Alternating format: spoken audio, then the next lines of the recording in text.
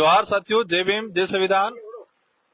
साथियों, चंद्रशेखर भाई, कल से पार्लियामेंट के अंदर ही हमारे देश के संविधान निर्माता बाबा साहब अम्बेडकर की प्रतिमा के आगे ही आप युवाओं के लिए आपके दर्द को देखते हुए कल जो हुआ है घटनाक्रम, उससे हम ही नहीं पूरा देश जो मानवता में और जो युवाओं की भावना रखता है वो सब पीड़ित है।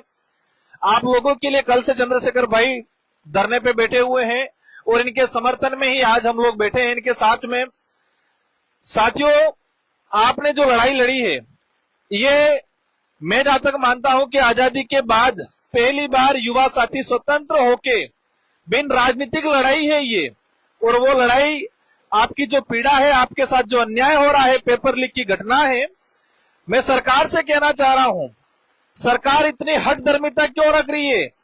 पेपर लीक प्रकरण हुआ है, 22 लड़कों ने आत्महत्या की है, लेकिन यहाँ के केंद्रीय शिक्षा मंत्री इस्तीफा देने को तैयार नहीं है। इतनी हठधर्मिता क्यों है?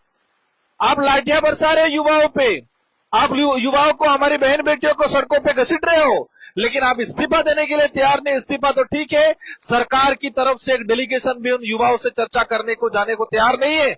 इससे बड़ा दुर्भाग्य और कोई नहीं हो सकता है। ये वर्तमान सरकार का हठधर्मिता, उनकी तानाशाही का परिचय है।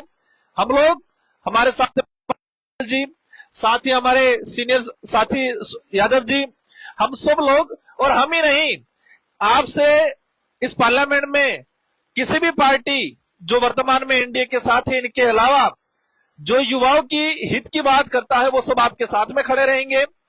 मेरे को लेके कई साथी कह रहे थे राजकुमार जी अभी तक गए नहीं है। मैं एक्चुअली यूएन गया हुआ था, वहीं इंडिजिनस पीपल और ह्यूमन राइट्स को लेके आज ही सुबह पहुंचा हूं। और आपकी इस लड़ाई में हम सब लोग मिलके एकजुट होके लड़ाई लड़ेंगे। मेरा आप सभी से अनुरोध है कि सरकार चाहती है कि आप उग्र हो, सरकार चाहती है कि आप कुछ गलती करो। आपसे अनुरोध है कि गलती नहीं करनी है, हमें उग्र नहीं होना है, धैर्यता से इस लड़ाई को लड़ना है। हमारा एक ही मकसद है कि वर्तमान सरकार के शिक्षा मंत्री जी इस्तीफा दें।